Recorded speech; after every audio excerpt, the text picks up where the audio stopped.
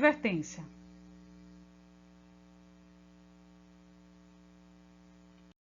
Olá, seres que brilham! E aí, tudo bem com vocês? Vamos dar continuidade ao capítulo 9? Dessa vez a gente vai abordar a geração de 1930 e vamos destacar um pouco mais a sociologia de Sérgio Buarque de Holanda. Eu ia trabalhar os três autores novamente, mas eu percebi que seria preciso trabalhar com calma, já que o Sérgio Buarque traz coisas muito importantes de se perceber até mesmo na sociedade contemporânea. Então vamos destacar hoje a sociologia de Sérgio Buarque de Holanda. Olha aqui o capítulo 9, Sociologia Brasileira. Lembrando que na semana anterior nós vimos interpretações sobre a formação do Brasil. E agora a gente está aqui no tópico 2, a geração de 30. Só que eu dividi esse tópico em duas aulas, porque hoje era para eu falar do Sérgio Buarque de Holanda e do Caio Prado Júnior. No entanto, eu achei importante que a gente pudesse se aprofundar ainda um pouquinho mais na obra de Sérgio Buarque. Portanto, essa é a primeira parte da geração de 30 e eu vou colocar também um material de apoio para que vocês leiam um resumo da obra ali de Raízes do Brasil. Quem puder ler o livro, maravilha, será fabuloso, porque vai ter um entendimento, inclusive, da nossa sociedade contemporânea, de questões importantes como o nepotismo político, como o favorecimento, como a corrupção. Então vamos nessa? Vamos começar então a geração de 1930. O primeiro autor que vamos abordar é o Sérgio Buarque de Holanda, esse que nasceu em 1902 e morre em 1982, ou seja, morreu aí com 80 anos. O livro que vamos destacar da obra de Sérgio Buarque é o Raízes do Brasil. Já referenciamos algumas coisas na aula anterior. O que a gente viu é que o Sérgio Buarque ele vai adotar o referencial weberiano para analisar o Brasil desde o período colonial. Lembre-se que o método weberiano é um método compreensivo da realidade, é um método que tenta entender a ação social que é dotada de sentido. Por que as pessoas fazem o que fazem? Qual o sentido que elas dão ao que fazem? Então, a gente tem aí um método que busca entender essa ação social que é dotada de sentido. Isso se chama o método de Max Weber. Lembrando também que o Weber trabalhou por tipos ideais. Olha, gente, se vocês têm dúvidas sobre o método weberiano, vai aqui no canal e lembre-se que tem uma aula só sobre o Max Weber. Vamos ver no próximo slide alguns pontos da sociologia de Sérgio Buarque de Holanda. Então, continuando sobre o Sérgio Buarque de Holanda, a gente já viu que o referencial que ele adota é o referencial weberiano para olhar o Brasil colonial. Ele vai tentar compreender os sentidos das ações sociais daquela época, principalmente das oligarquias agrárias. E é por isso que ele vai denunciar esses fundamentos dessas oligarquias e do patriarcalismo. Ele vai analisar as relações entre os senhores de engenho e o poder, as relações íntimas e negociadas ali em torno da esfera pública e como essa esfera pública se mistura com a esfera familiar. Mais à frente eu vou abordar isso. Outro ponto importante do Sérgio é que ele também vai se opor às teorias racistas que eram dominantes naquele período. Ele vai se aliar à visão de Gilberto Freire a observar que a mestiçagem ela teve sim um papel fundamental na construção da identidade nacional. Mas, no entanto, preste atenção, ele não vê a mestiçagem como um fator tão positivo assim. Por isso que ele vai enfatizar a necessidade da transformação social, das bases da nossa sociedade. Então, o Sérgio ele vai entender que seria preciso, vamos dizer assim, modificar ou superar o passado de favorecimentos pessoais. E para isso é necessário que a gente pudesse elencar novas regras e normas, porque esse favorecimento pessoal fruto do patriarca, do senhor de engenho, das sociedades oligárquicas, depois dos coronéis, predomina como uma herança brasileira, e isso é motivo até do nosso atraso. Então, seria preciso mudar a nossa sociedade e elencar regras e normas para superar esse favorecimento. Vou explicar ainda um pouquinho mais no próximo slide. Nós temos então que o Sérgio Buarque ele trabalha com tipos ideais weberianos. Os tipos ideais é uma estratégia que o Max Weber construiu para tentar entender o padrão médio de comportamento da sociedade da qual se pesquisa. Então, no caso da sociedade brasileira, o Sérgio acredita que tem um ethos nacional. O ethos seria esse conjunto de características dessa cultura. E isso formaria um padrão, um tipo ideal, que são esses traços marcantes da sociedade brasileira na época que ele está analisando. Lembrando que as análises se dão sob um contexto específico. O teu livro coloca a palavra ethos, então quando você ouvir falar de ethos, você já associa, está lá na página 191, eu não destaquei aqui, mas você tem ethos sendo do grego ethos, né, que significa costume, aquilo que é característico e predominante nas atitudes e sentimentos dos indivíduos de um povo.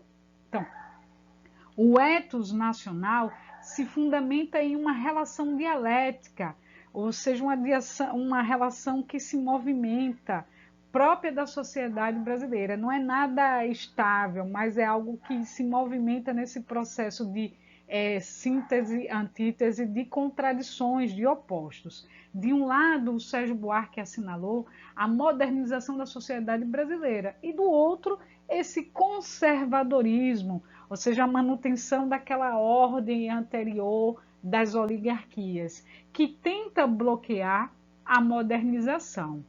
Isso está lá na página, para você dar uma lida, na página 191.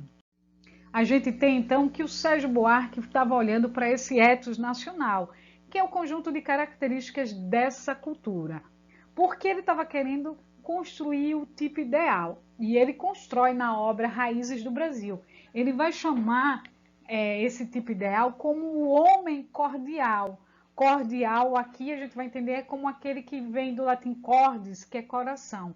Um homem que busca fazer relações afetivas, produzir vínculos afetivos onde quer que ele esteja. E isso inclui dentro do setor público também, na busca de favorecimentos. Então, o homem cordial, ele não faz negócios, ele faz amigos, ele busca se favorecer sempre que pode de onde ele estiver. E as oligarquias, os coronéis e até hoje um pouco dos nossos políticos agem dessa maneira. Vamos ler aqui um trecho na página 191.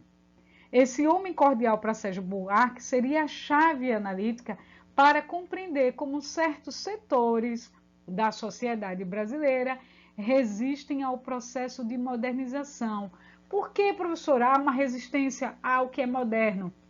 Porque a modernização cria leis, cria normas, cria burocracia. A exemplo dos concursos públicos. A gente sabe que para você ser um servidor, trabalhar numa instituição pública, você precisa passar por um concurso. Você precisa mostrar que tem méritos para isso. Então, não há um favorecimento, não há um compadrio, não foi alguém que te colocou.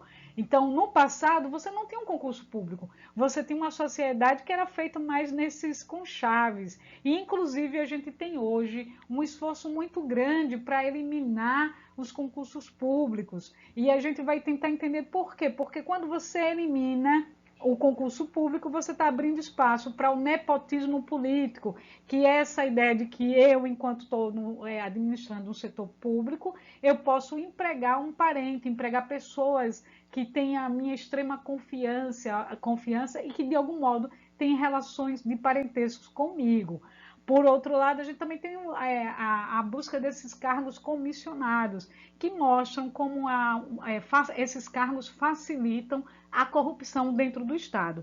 Então, segundo o Sérgio Buarque, a modernização ela constrói uma nova sociabilidade. Por quê? Porque você vai ter regras e leis, e isso vai colocar em risco o universo das relações de favorecimento já estabelecidas. A gente tem também aqui um outro trecho que eu vou destacar, deixa eu só apagar aqui, que mostra aqui que para o Sérgio Buarque, a cordialidade sintetiza uma forma de conduta social. Nem sempre ela é consciente, que procura frear a modernização da sociedade brasileira e conservar as relações sociais de favorecimento pessoal.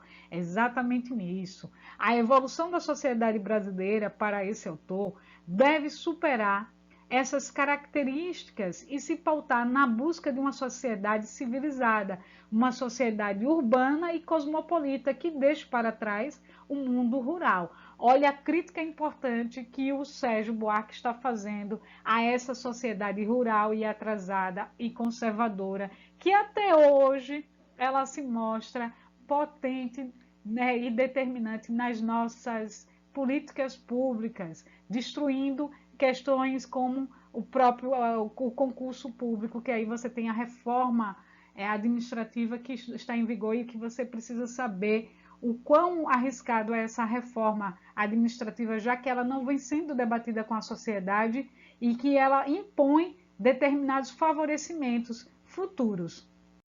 E mais uma coisa para a gente finalizar o Sérgio Buarque, ainda na página 191, tem esse trecho aqui que é muito importante. A sociologia de Sérgio Buarque examina com base na sociedade brasileira a ligação estreita entre o que é público e o que é privado e seus limites. A ausência de delimitações entre essas duas esferas da vida social pode ser observada ainda hoje, e a prática do favorecimento se disseminou em paralelo com a modernização da sociedade brasileira, sobretudo no que se refere à burocracia estatal. Vemos casos de desvios de verbas e má administração de dinheiro público, o nepotismo e corrupção. Olha aí, palavra que nepotismo, que eu já referenciei, está lá na página 191 do seu livro, O Conceito. Vou deixar aqui para vocês pesquisarem ao pé da letra, mas ela trata de relações de favorecimento entre parentes. E a corrupção, que a gente já sabe que é de corromper algo que deveria seguir uma determinada lei e norma. Ao longo de todo o século XX e começo do século XXI, essas questões ainda acontecem. Nesse sentido, a obra de Sérgio Buarque de Holanda é uma leitura fundamental para entender o processo histórico-social brasileiro. Então, para a gente destacar, o que o Sérgio Buarque coloca na sua sociologia é que essa esfera do público e do privado, ela se coloca como algo estreito nas relações. Quem tem poder, que tende a usar a coisa pública como se ela fosse sua. E aí então confunde isso, né, do que é privado, diz não, o que é público é meu, eu posso mandar também, e vai fazer favorecimentos. Ao longo do século XX e século XXI a gente viu isso. Então o agente público confunde as instituições acreditando que elas fazem parte do seu poder e por isso as pertencem. Mais uma vez, não esqueçam de dar uma lida no livro. Missão cumprida por hoje. Namastê, gratidão, brilhem e até o próximo encontro.